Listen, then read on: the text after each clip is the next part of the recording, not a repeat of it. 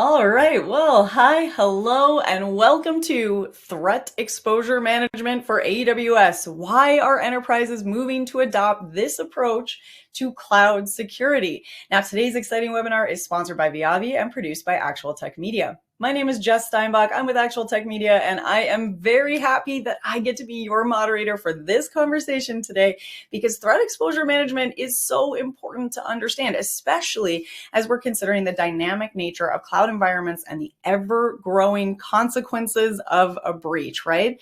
So I want to think about it this way because that's a lot. That's a big topic. So we're gonna make it a little bit more fun today. Today, you are a museum director. You are tasked with protecting the crown jewels, the greatest jewel collection in the history of jewels. Can you picture them? Are you picturing them all sparkly, like the big red ruby right in the center?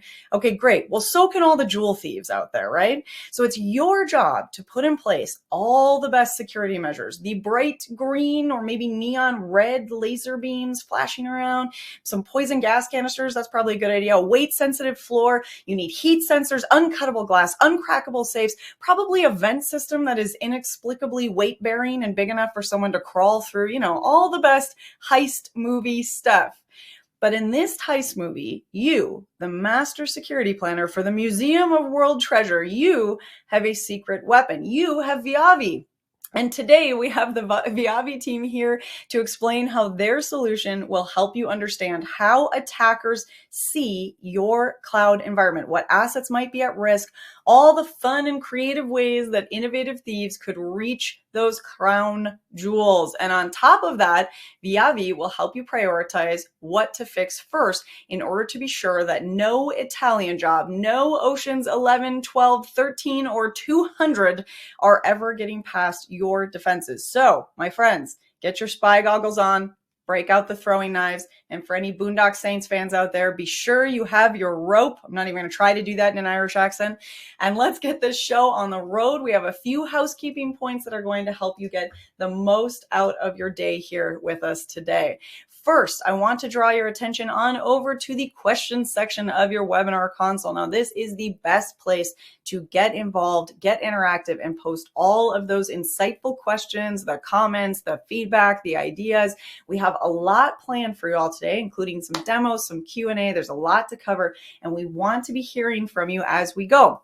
So we're going to give it a little test run right now. I see a lot of highs and hellos out there. If you haven't already said hi or hello, how about tell us what your favorite heist movie is? Ocean's 11, 12, 8, Italian Job, Mission Impossible? What do you got? What's the GOAT of all heist movies? Let me know.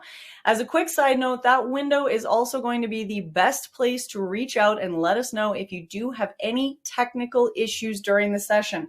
Don't forget that a browser refresh is going to clear out most of the usual tech gremlins. But if that doesn't work, you can think of the Actual Tech Media team as that guy in the chair, right? We're that cool behind the scenes. It's usually like a techie teenager that's got a little headset and we're telling you where to go and what to do. We are here to do that. I'm seeing Ocean's 11. That's it. Yep. Good. Solo, a Star Wars story. Good vote. Okay. Yeah, that's a heist movie. I hadn't even thought of that as a heist movie. Good call, Steve. All right.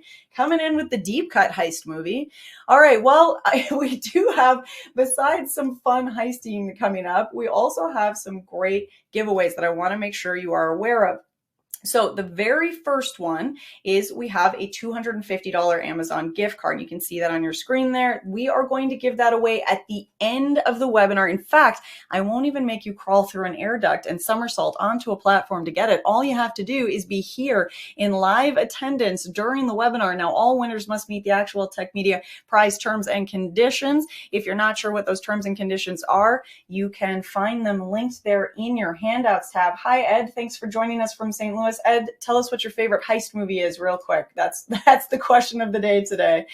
All right, well, while you're thinking about that, the next thing I want to make sure you all know about is this really cool opportunity to connect with Viavi. Now, it is linked in your handouts tab. We were just talking about that handouts tab, so be sure you head over there and check that out. But I've also got a QR code up on the screen for you right now. So this is an opportunity for you to set a one-on-one meeting with the Viavi crew. And when you get that done by June, you get a $50 gift card pretty cool. So not only today are you going to get to have an in-depth conversation with the crew specifically about how to protect your organization's crown jewels, you also get $50. This is win-win. So make sure you use that QR code. Make sure you check that handouts tab to get that link. Make sure that you're taking advantage of this because this is going to be a great follow-up to our conversation today. We're going to get into a lot of information, but there's obviously a lot more to be said, and you want to make sure that you're getting the specific information to your organization. So utilize that QR code. All right, speaking of cool prizes today, man, this is just a jam-packed intro. We've got so much going on. We also have a $50 best question gift card. So if you ask the best question on our webinar today, you are entered to win the best question gift card. We are going to review all the questions asked after we wrap. So get those questions in and stay tuned for that best question gift card.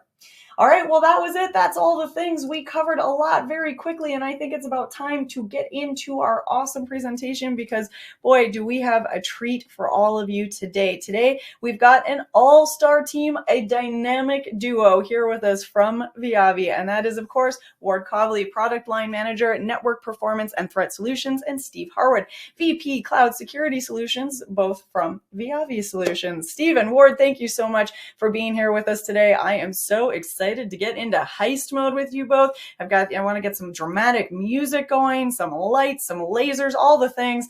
But just give me one moment. I don't know if I can follow through on the lights and lasers, but I'm going to bring you both out here on camera with me and let's get this conversation rolling.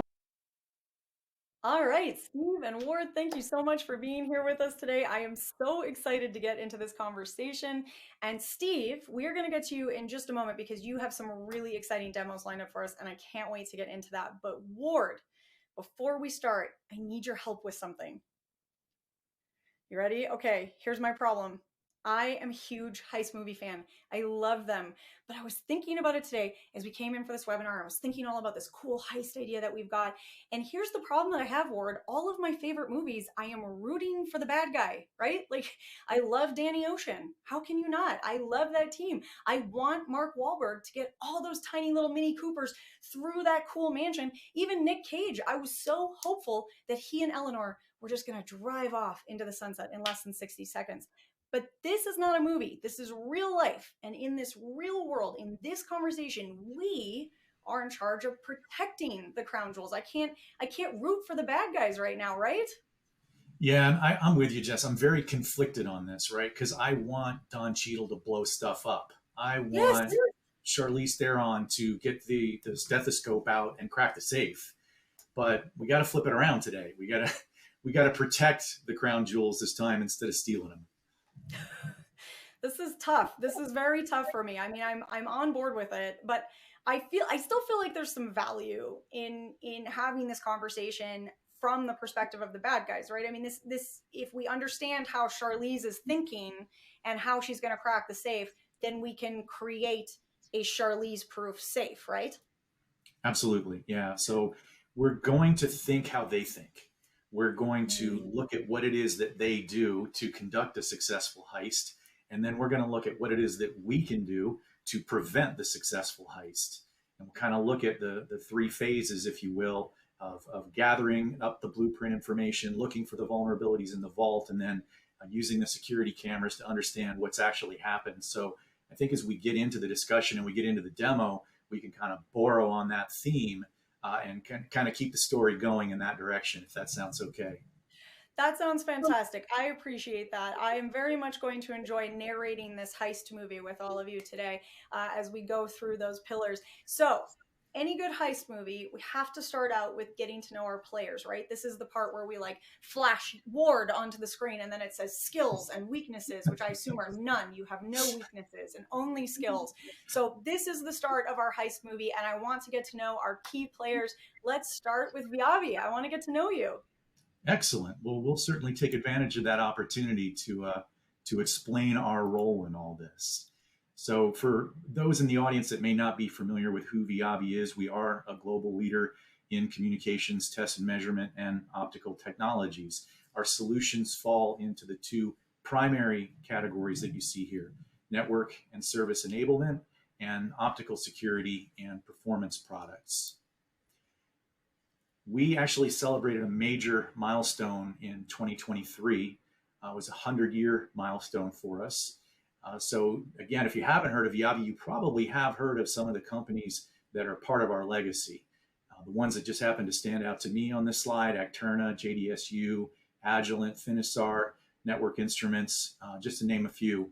They're really a big part of who we are today. So we now stand as a leader in a number of different markets with an incredibly diverse portfolio of solutions, everything from fiber test and certification to performance management solutions for data centers, 3D sensors that are on the back of your phone, spatial sensors for automotive applications, even automotive finishes, 5G and 6G test and assurance, visibility into the cloud, even technologies that have helped make missions into space successful. So a very diverse portfolio, but for the sake of our introduction here, I do want to just spend a minute talking about the business unit that Steve and I represent, which we refer to as NPTS, or Network Performance and Threat Solutions.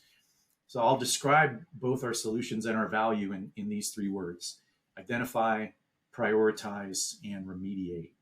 Now, on the network performance management side, it starts with a patented end user experience scoring. This is what allows us to understand what normal behaviors look like across a network infrastructure, to be able to identify when degradations are occurring, the types of degradations that would actually affect the end user experience. We then can give you information on impact, basically. So it's scope, severity, duration. All of that informs how you're going to prioritize any given issue: top of the stack, bottom of the stack. And then in addition to that, we give you automated domain isolation. So we tell you you've got an issue, we tell you how bad that issue is looking right now, and then we tell you, oh, by the way, it's network, it's application, it's server, it's client, and we'll tell you the reasons why we've come to that conclusion, so that you know exactly how to assign that issue to the appropriate folks and get it worked on. On the threat exposure management side, or on the threat side, same kind of idea. Let's help you identify overly permissive settings, misconfigurations. Let's help you understand how big an issue that might be, and how highly you need to prioritize it. What's the risk level? And then finally, we give you very efficient workflows in the product to help you go from that identification to the steps you need to take to remediate. So identify, prioritize, remediate is really the value that we're delivering, whether it's on the performance side or the threat side. But today our topic that we're really focused on is threat exposure management. So just, I think, an interesting stat here from Gartner that we wanted to share right out of the gate. Their forward-looking assertion here is that between now and 2026, more than 60% of TDIR capabilities will leverage exposure management data to validate and prioritize threats, up from about 5% now. So, this is a pretty significant forward-looking prediction that they're making. Just to go one layer deeper as to why they're making it, first I'll start with what their definition is of threat exposure management. I think this is a good one. It talks about combining the attacker view and the defender view to minimize exposure to present and future threats. So that's a good definition for us. But some of the other things that data points that they provide us that are very relevant here, they're predicting that organizations who prioritize their investment in threat exposure management will realize a 2/3 reduction in breaches. And this is very significant, especially given the fact that they're also predicting that non-patchable attack surfaces are going to grow tremendously during this same period of time. Really, the point that they're making here is we have to look past traditional threat detection and vulnerability management approaches. And that's where threat exposure management comes in, is it's really the needed, necessary evolution beyond the technologies and approaches that are typically used today. So if I talk for just a minute about what the environment looks like that we're working in here and what the challenges are, it's no secret. They are incredibly dynamic, more so than ever. We have many people with their hands in these cloud environments, whether it's the cloud providers themselves third-party vendors that are providing different components that live in those cloud environments, or whether it's you folks that are evolving your services on an ongoing basis and continually making changes in these cloud environments to support the new capabilities of the services that you're providing. So constant change, multiple people involved, and oh, guess what? There's a new vulnerability about every minute or so.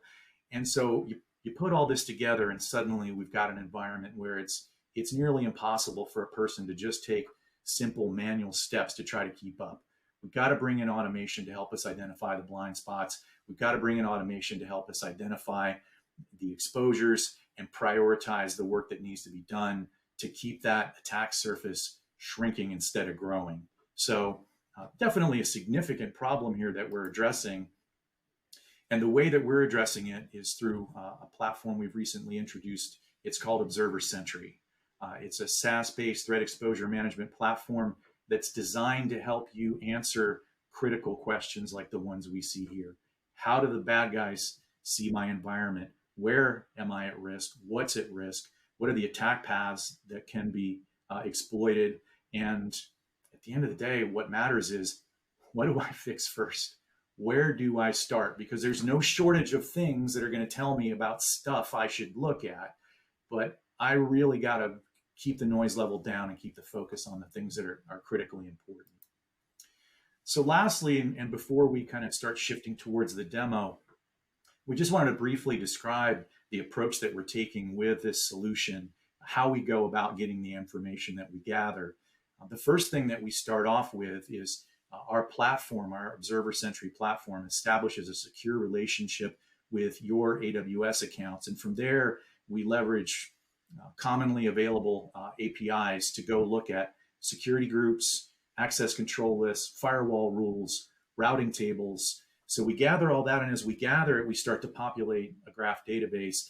And that tells us, gives us an inventory of what's in the environment, but it also helps us to see the relationship between the resources in your environment. What's connected to what's talking to what are the paths into and through the environment. All that comes from this process of just scanning the environment and grabbing that config data. Now, once we have that, we're going to go perform an additional step, which is a very focused external scan of that environment, understanding what that attack surface looks like from an external perspective. Combine these two things together, and now you start getting a really good picture of where your misconfigurations are, where your unintended exposures are. But if you've already invested in a vulnerability scanner, we can take it one step further, which is to integrate with those commonly deployed scanners.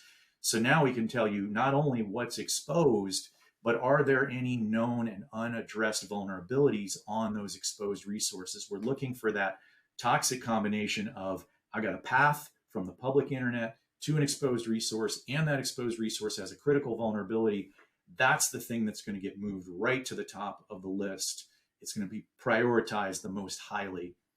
And then the final thing we've recently added is traffic insights. And we'll talk more about and demonstrate more about the value of that later. But essentially, traffic insights take you from what could happen, what the configuration will allow, to what's actually happening, which is an important perspective to have once you discover that you've got some of these issues that you need to address.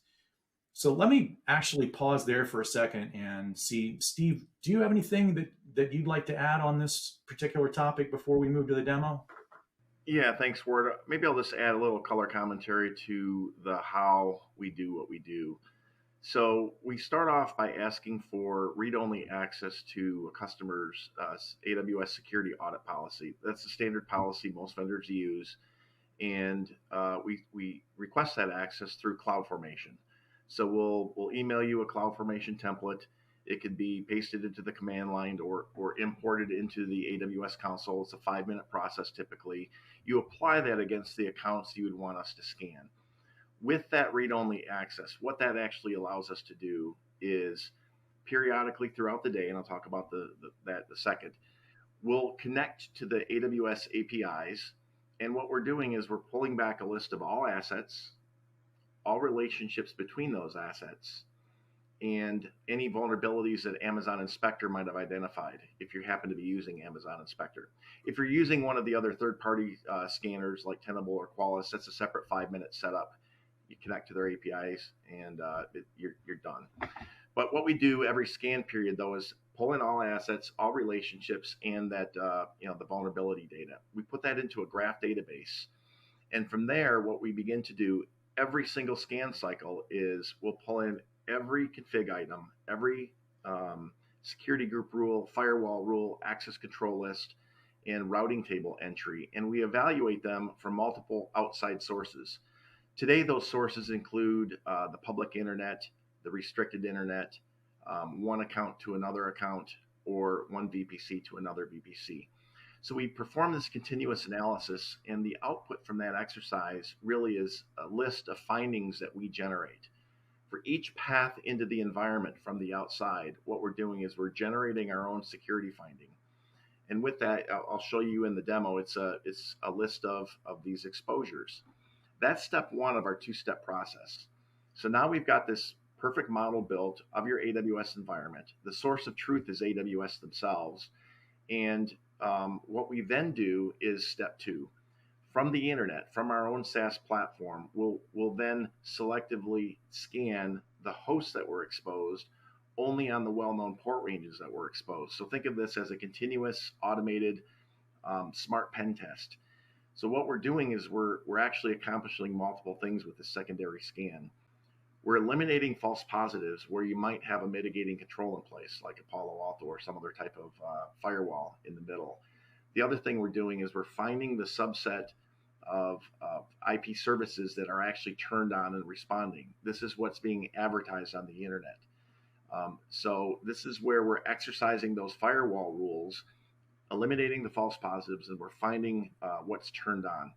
So now what we have is an end-to-end path from the outside looking in, and we actually understand the relationships between the public IP, the public port, how that's natted and padded into the internal IP, into the internal port, all the way down to an EC2 or a container in the ECS or EKS cluster.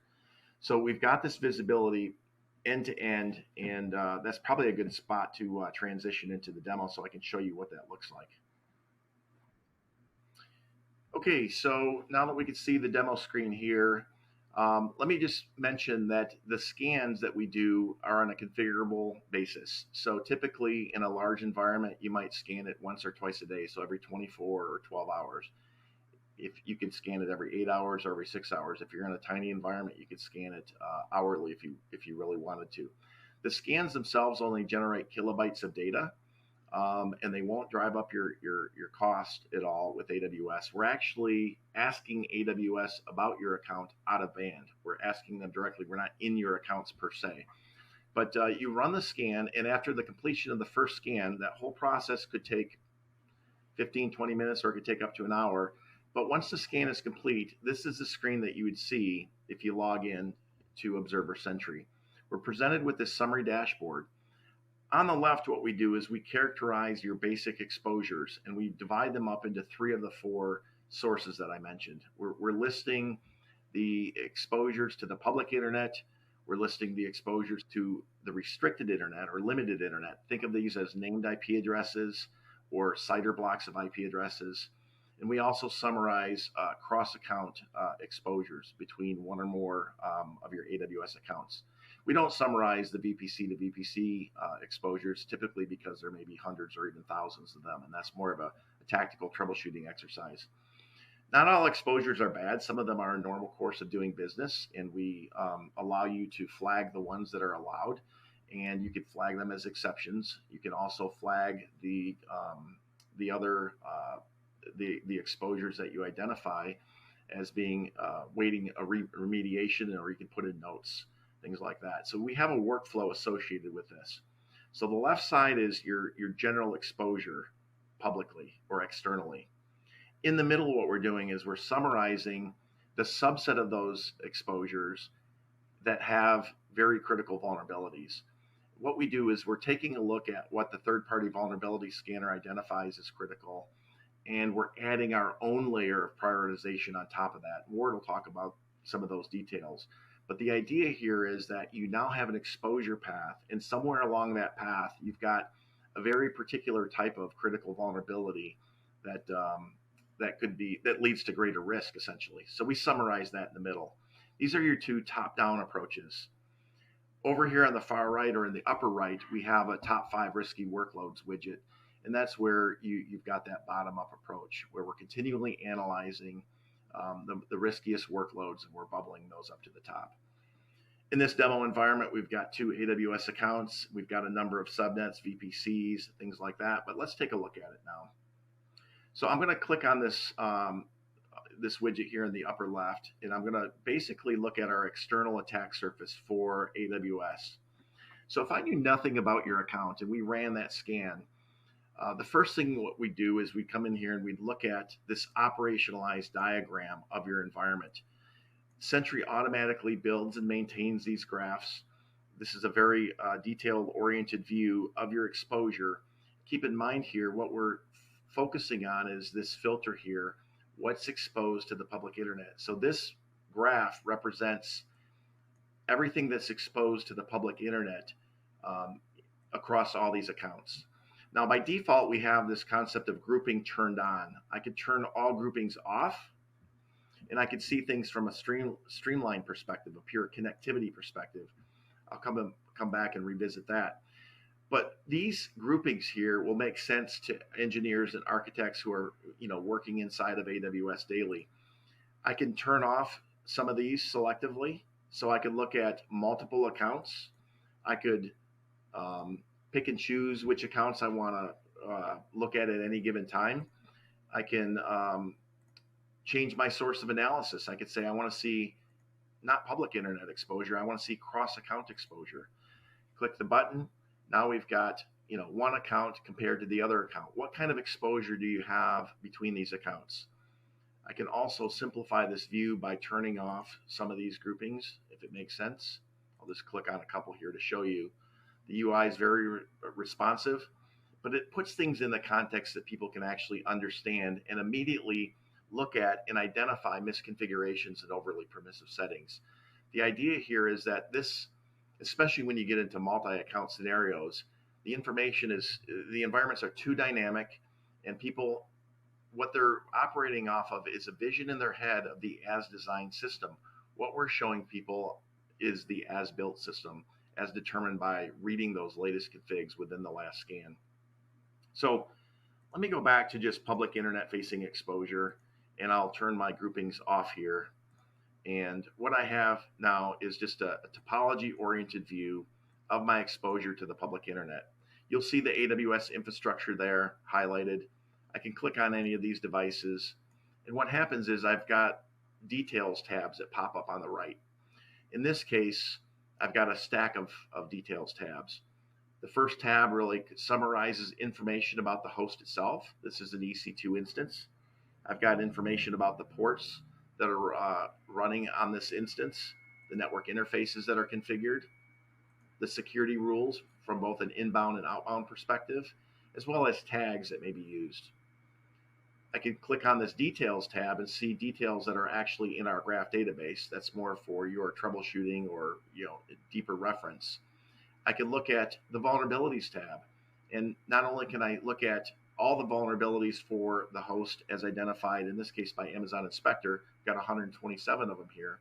I can toggle on the subset of vulnerabilities that we've prioritized, and what we prioritize here is based on a number of factors that relate to CVSS 2.0 and 3.0 metrics, along with some of our own algorithms.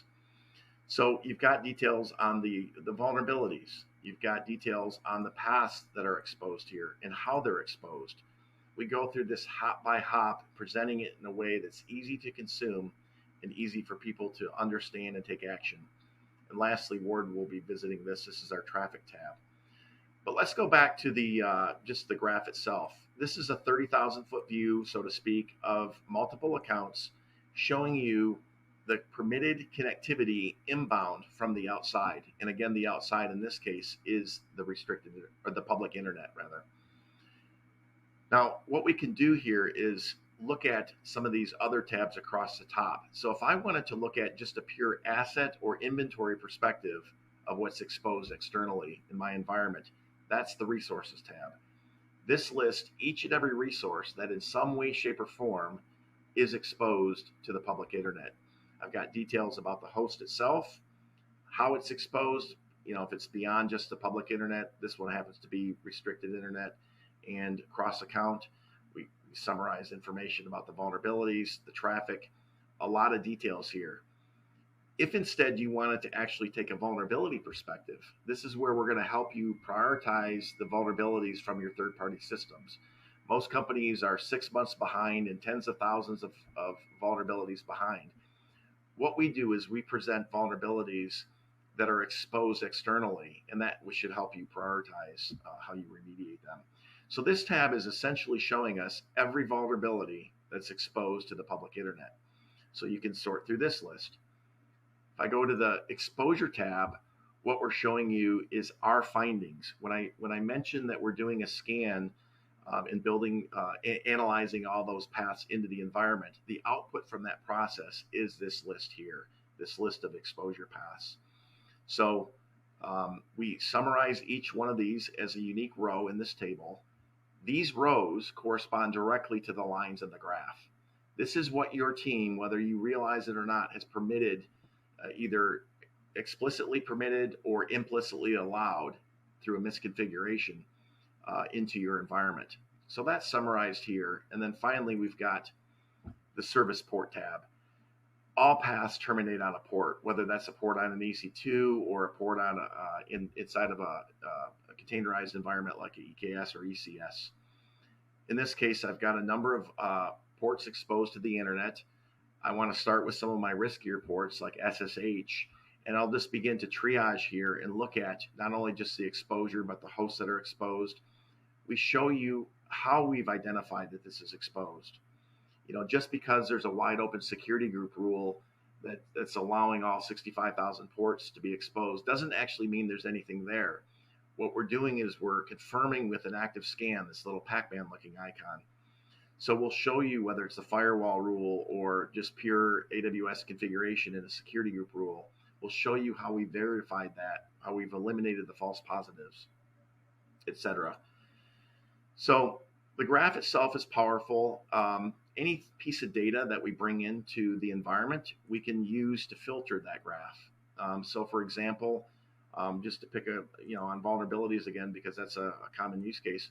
If you said, hey, there's a new CVE that I heard about, I want to see, does this show up in our environment? I could simply select it from the list, hit apply, and now what I've done is I'm presented with a view of every host in AWS across all my accounts that in some way, shape, or form exposes this particular CVE to the public internet.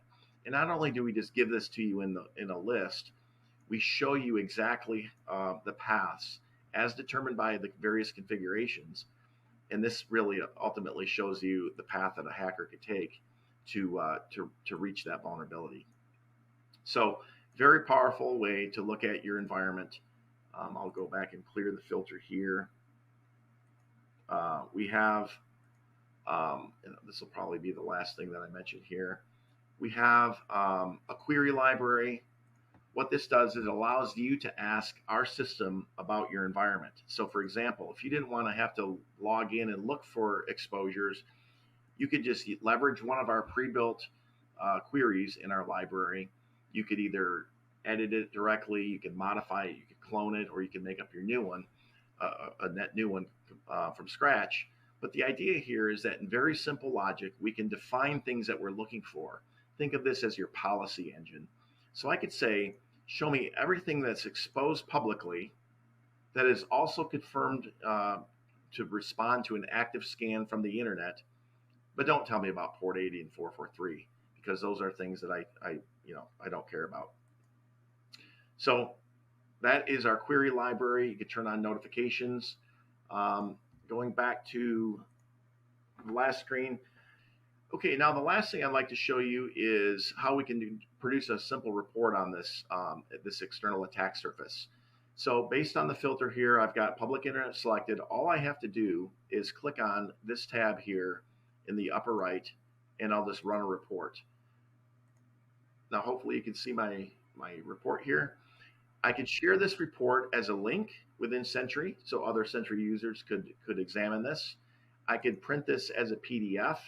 I'm not sure if this is actually going to show up or not, but we have a PDF version of the report that you could hand out electronically or hard copy.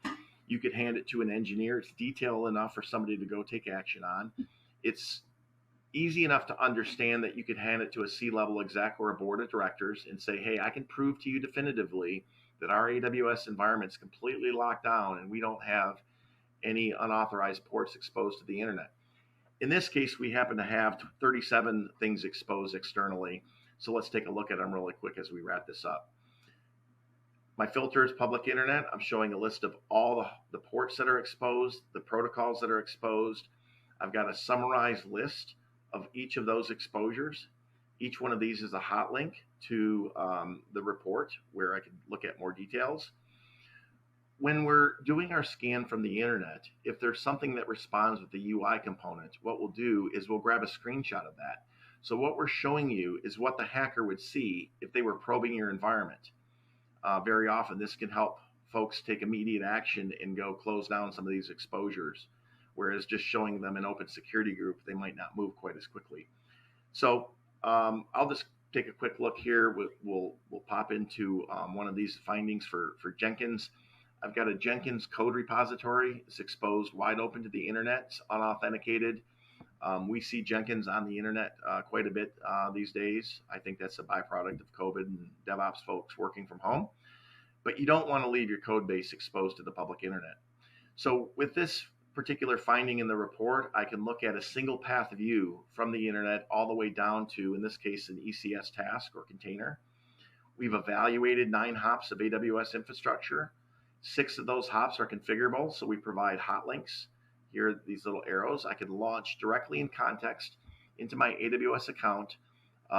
If you're logged in already, it'll take you right into the security group rule where you could block this path if you wanted to take immediate action. Then we summarize details about the host itself, the port, how it's netted and padded. And if there was a screenshot, you would see it up here on the right side of this report like this. So this gives you a quick and easy way to not only just confirm that you're not exposed, but it can also produce a task list for somebody that's got to go remediate it. So this augments the graphical views that we've shown here. And with that, I'll take it back to the summary screen here. And Ward, I think you were going to walk us through not just a top-down approach, but a bottom-up approach with the top 5 risky workload. All right, so let's start with this top 5 high-risk workloads list. This is where we've identified and we've prioritized. And now let's work through what the remediate looks like. So if I come in and just take number 1 on the list, we're going to go in and get a graphical representation that's similar to what you saw when Steve was walking us through. Now, let's stop and go back to our heist metaphor here for a moment. Here's our blueprint, right? This is what the bad guys are using to get from the outside to and through the inside. And so we want to have visibility that's at least as good as theirs. We need accurate and we need up to date. So here's our blueprint. But we probably don't need to look at the entire blueprint. So as Steve mentioned, we can focus our analysis on, in this case, just public internet exposure. Now we're looking at a smaller piece of the blueprint, and we can simplify this even further by taking off the AWS groupings of account, region, and VPC labels. And that takes us down to this very streamlined view.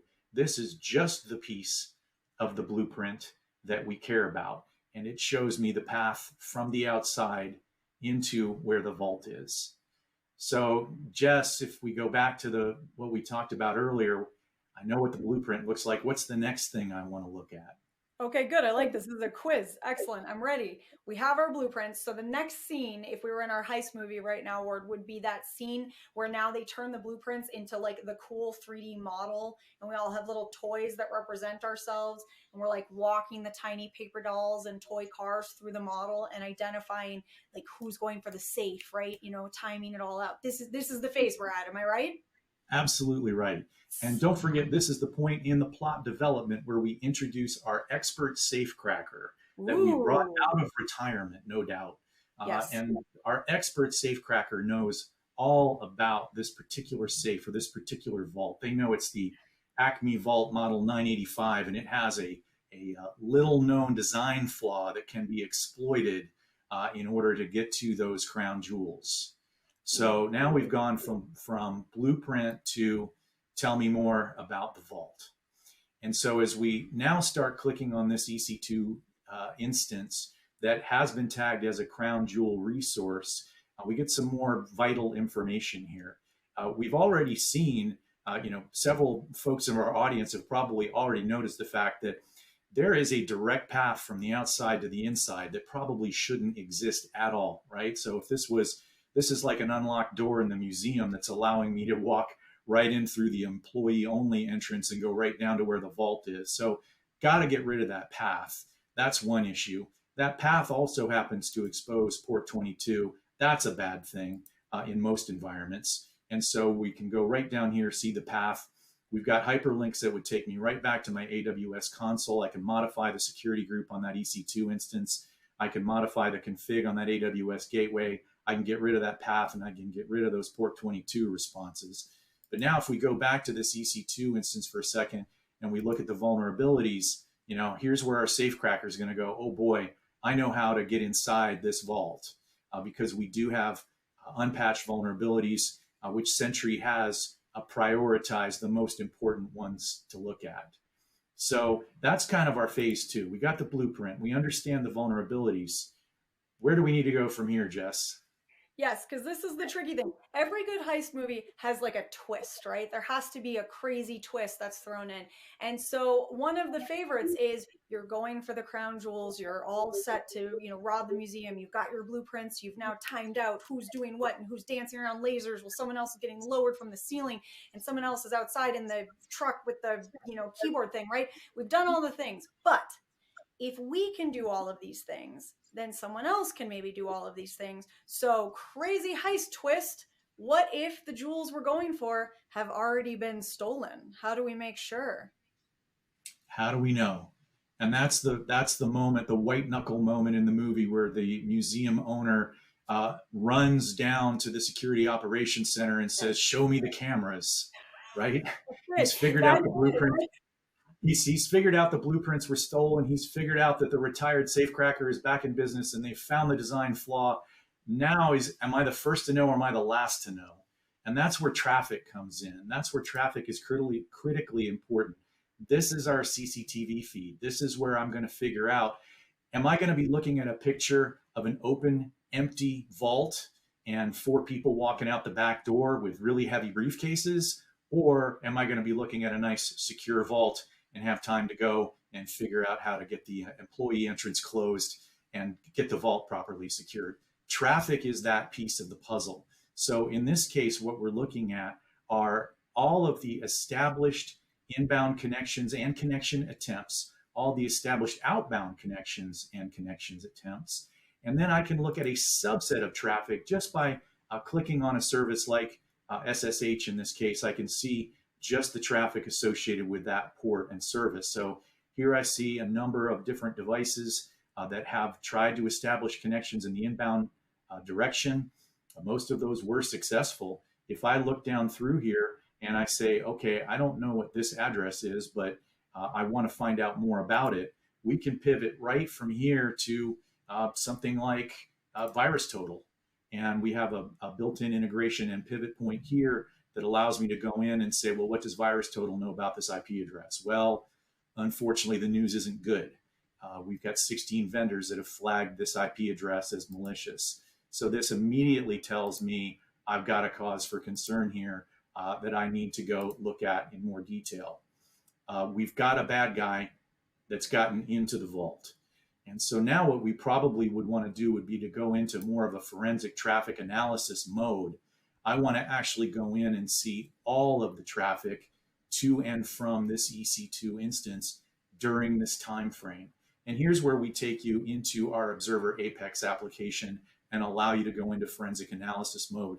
We've passed along all the filters that you need to get to this exact same context. But from here, you can do whatever you like. You can add filters, remove filters.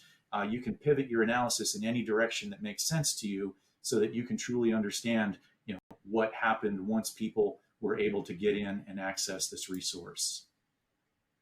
So just to wrap things up, what I'd like to do is just pop back out here for a moment to our slides. We kind of talked about three aspects of this, right? The blueprints are critically important. They've got to be accurate. They've got to be current. And Sentry relies on that AWS source of truth to make sure that you have the most accurate and up-to-date information possible. You need to know where you're vulnerable. You need to know where the weaknesses are in the vault. That's where the integration with AWS Inspector or your vulnerability scanners comes in to help you understand not just how people can get to the vault, but what vulnerabilities might be exploited once they do. And then finally, we need the cameras. We need that traffic aspect. It takes us from what could happen, what the configuration will allow to happen, to what actually happened. And obviously, that's ultimately what we need to know. Just to look at it a slightly different way, we can kind of look at this as a good, better, best type of approach. Having that configuration information combined with the external scan is definitely a good place to start. It allows us to see what the configuration is permitting. It allows us to see who's listening and who's responding. If we add in the vulnerability integration component, that makes things that much better. Now we can see when we've got that toxic combination of an exposure, an unintended exposure, and a prioritized critical vulnerability. That tells me essentially, what do I need to fix first? And then finally, traffic takes us to our best scenario here, where I've got the combination of configuration, external scanning, vulnerability visibility, and traffic insights. Now I know exactly what's going on in that environment.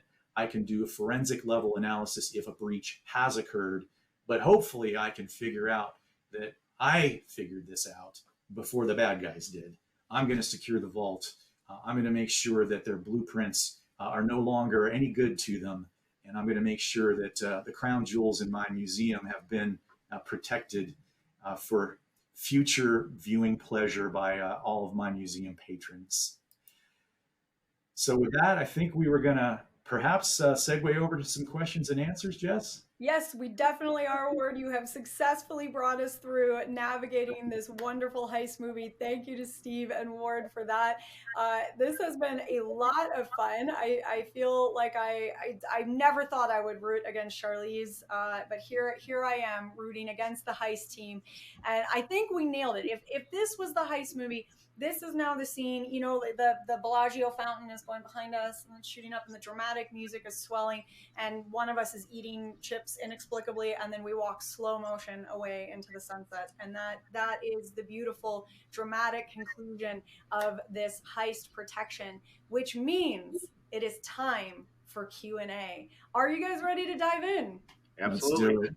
All right. Well, our audience has a lot of questions for you, so I hope you are ready. Sure. We are going to start with this one here. And Ward, I think I'm going to kick this over to you. How is threat exposure management different from CSMP CNAP? Okay, so what you're describing, CNAP, for instance, or CSPM, those are platforms. Those are kind of a one-size-fits-all approach. By comparison, what we're talking about with threat exposure management is really a best-of-breed approach. Sometimes I use the analogy of a Swiss Army knife. CNAP or CSPM is kind of like that Swiss Army knife. It attempts to do everything, but sometimes when you attempt to do everything, what you wind up with is a series of compromises. In comparison to a Swiss Army knife, there's a reason why purpose-built knives exist. There's a reason why we have steak knives and we have bread knives and we have butter knives. Sometimes you need something that accomplishes a specific purpose very efficiently and does it really well. And that's our goal with threat exposure management. It's not to try to cover every aspect of cloud security, Rather, it's to do the very specific things we demonstrated today. I like that. I like that analogy. That sticks out. I'm picturing myself trying to cut a steak with a Swiss Army knife. It's tough. Much less effective. All right, Ward, I'm going to keep the mic with you. I think I'll send this one over your way. Are other public clouds supported other than AWS? Sure, stand by. We'll be giving more information on that. We started with AWS purely because of market share. Honestly, more people have AWS than anything else, but we absolutely realize that many of the people we talk to are in multi-cloud environments. And so they've got Azure, they've got GCP, and we realize large retail organizations may not make AWS their first choice. So we will absolutely be expanding into other public cloud environments soon. Okay, so in other words, this heist movie is to be continued. This could be a sequel. You got to have a sequel. All right, I like it. Steve, I hope you're ready. I've got some questions for you. Sure. What do I need to deploy in my VPCs? Nothing, actually. Oh. What we're doing is we provide you that CloudFormation template that I mentioned. Typically, that's over email. And you simply import that into your console and allow us to establish that trust relationship, that read-only relationship in 5 minutes and you're done. That's it. Boy, Steve, I love it when it's just an easy and in and out. Good. Awesome. Yeah, fully automated. All right. Well, hopefully this is another easy one for you. We've got another question wondering, can we deploy using Terraform instead of CloudFormation? What do you think, Steve? Yeah, that if you can't use CloudFormation, Terraform won't be a problem at all for us. Okay, Steve, knocking them out of the park. We're just lobbing them up to you. Here we go. Yep. Let's see if this one, we'll see if this stumps you. How long do scans take, and how does it take how long does it take to do the scan, and how long does it take to get actionable results? What do you got, Steve? Sure. The scan really depends on how many accounts we're scanning, what regions they're in, how many assets are spread across those accounts. But typically, we've done scans in as little as 10 minutes for completion. There's a scan, there's a merge process, there's reaching out to the third-party vulnerability scanner. But generally within an hour, most large environments are fully scanned, and you set that scan frequency. Was that the only question, or was there a secondary part to that? Let's see. I'm just scanning through our questions here. I think that was the only one on that one. Okay. All right. But I do have another one for you if you're ready for part 2. I am. Okay. How does deploying Sentry affect my overall AWS costs? It doesn't. It doesn't. Oh. Like I mentioned, when using the word scan is a bit of a misnomer. We're actually asking AWS about your accounts, and we're doing that out of band from our AWS infrastructure to AWS itself. So it will not drive up your cost, and we're pulling back kilobytes of data. It's non-material. All right, so Steve. Nothing to worry about there. Nice, giving lots of hope and excitement to the audience out there. Nice and easy yeses and no additional cost are all things we like to see. Yeah, exactly. Ward, we're going to see if you can keep the good feelings going here. Ward, does Sentry integrate with threat intelligence feeds? What do you got? So you saw in the demo a couple of very basic integrations in the form of being able to pivot out to Shodan or VirusTotal, either the free or pay for versions. We will do more with threat intelligence feeds. Honestly, we're probably going to want to get some more input from customers to determine what the priority of that list looks like. One of the things that we'd like to do, though, is to start pulling some of that information into the Sentry UI. So, for instance, when we're showing you a list of external IPs that are communicating with a resource, put a flag right there next to them to quickly differentiate from a host that appears to be innocent, if you will, to a host that appears to be suspicious or malicious. So we'll definitely be doing more with those feeds as we move forward. Okay, we're getting a little close to the end of time, but I'm going to sneak in just 2 more questions here I think we'll have time for. And this one came in when you were talking a little bit more about traffic right at the end, Ward, and wondering if we can kind of explore that a little bit. One of the questions that came in was, could you explain more about how you collect the traffic data? Yeah, I'd probably just didn't neglected to mention that it's actually another AWS data source. It's VPC flow logs. So what we do is we take those VPC flow logs, we use a flow collector to grab that data. We do some analysis of it. We bring it from what we call Observer Gigaflow into Observer Apex, and then Sentry and Apex talk together so that Sentry has immediate access to that forensic level data that we're collecting. But ultimately, the traffic source is VPC flow logs. Yeah, Perfect. All right. Well, last question I'm going to throw your way. And let's see, we did get, actually, you know what, I'm going to combine a few questions about this because, of course, you know, as we were just talking about costs with Steve, cost is top of mind for everybody anytime we're talking about cloud in particular. So how is Sentry priced and licensed? Can you give us some information about that? Sure. So at a high level, as we mentioned, it's a service, right? So you're not purchasing software, not purchasing hardware, you're not deploying things in your environment. You're just letting that platform attach to your AWS accounts. And the way that we license that service is you can purchase a 1-year subscription or a 3-year subscription to the service. And then the licensing is based on the number of accounts that you have and the number of resources that you have within those accounts.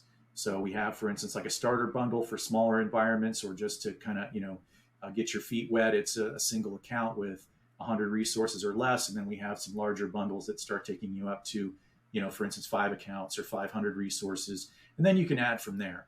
Some companies that we're talking with have dozens and dozens of accounts, and Sentry will scale to allow them to handle those larger environments. But essentially, it's a 1 or 3 year subscription, and it's account and resource based licensing. Nice. Sounds nice and easy. I think there are a lot of questions I can see here that we are just not going to have time to get to. And I wish that we could, because boy, I wish we could just keep going with this. I could watch this heist movie all day long. This has just been an absolute blast. But unfortunately, we are going to have to leave it here. So a few things. One, I do want to let you guys know that we're going to get any questions that we didn't get to over to your team. So you will have a chance to follow up with everyone here. So for everyone out there that has asked a question that we haven't gotten to, please keep those coming in if you have any more, and know that we'll get some answers back to you in follow-up. But on that note, Steve and Ward, if somebody out there is really feeling like they want to learn more, you've got them all pumped up and they want to protect those crown jewels, they want to make sure that they are Charlize proof, although who would ever want to be Charlize proof, but if that's what they're looking for, what is the next step? How do you want them to proceed and get started and learn more about Viavi? The next step is to scan the QR code and fill out a brief form to book a follow-up demo so that the rest of your team can see what you saw today. Well, that's awesome. Nice and easy. A great way to get started. And I know you guys have that additional offer. We'll keep reminding everyone about, and you do have that gift card once people have signed up and completed their meeting with all of you. And hey, who wouldn't want to hang out with Steve and Ward and their team a little bit more? I know we all want that. So everyone will be signing up for that meeting. Now, don't go anywhere, folks, because we still have a prize giveaway, and we actually have a poll question for you that Steve and Ward and I want to ask you. So we're going to get to that in just a second. But again, one last time, Steve, Ward, thank you so much for being here and for such a fun conversation today. Thank you, Jess, and thanks to everybody that listened in. Thanks, everybody. All right, let's get that poll question up here. All right, so here's what we're looking for. What is your organization's primary cloud provider? Now, before you get too caught up in this answer, I do want to let you know I'm going to shortly ask you about your secondary. So if you're feeling nervous about choosing between one or two and not exactly sure which one's primary, secondary, don't worry. We're asking you for your primary cloud provider now, and I'm going to ask you for your secondary cloud provider in just a moment here. Take your best guess. And again, this is just a helpful way to make sure that Viavi is able to connect with you and get you the information that you need. So especially if you're interested in connecting and booking one of those meetings, and I'll put that QR code up again in case anyone missed that. So we'll make sure that you have that chance to get those meetings. But make sure you take a second now and click on this poll so we can make sure that we continue to provide you the information you need, whether it's in a follow-up meeting or in our heist movie sequel when we come back for part 2 with Steve and Ward. We want to make sure we're getting you the information that you need. All right, well, I'm going to move over to the next poll. I do think if anyone's curious, I'm seeing Azure as number 1, AWS as number 2. All right, so let's see, what is your secondary? Now this one we made multi-select, so that means if you have a couple different answers, if you have a few sort of tied answers here, you can give us a few answers and let us know if maybe it's a close call between 1 or 2. All right, so while you guys are doing that, I am going to get to a prize giveaway in just a second. We're going to do a $250 Amazon gift card, and then we will kind of bring things to a close, guys. It's really close to the end of time here. This day just flew by. We were having so much fun with Steve and Ward. I couldn't wrap up the conversation, and you guys got some great questions. And a reminder on that note that all the questions will get sent over to the Viavi team. So if we didn't get to you in live conversation today, you will get follow-ups. We also had some folks here with us answering questions on live chat. So hopefully everybody got some answers today. But again, follow-ups coming your way if you sent something in and you didn't get an answer back. All right, I am seeing that we have Azure really winning out with the second choice and AWS as the tie, as a close second to the second choice, 2.5. All right, well, thank you to everyone who answered these poll questions. Again, that just helps us make sure that we're going to hit you with the info that you need, again, in either follow-up or in our next webinar. All right, so I've put that QR code back up for all of you. Do not forget to scan that code. It's also linked in your handouts tab.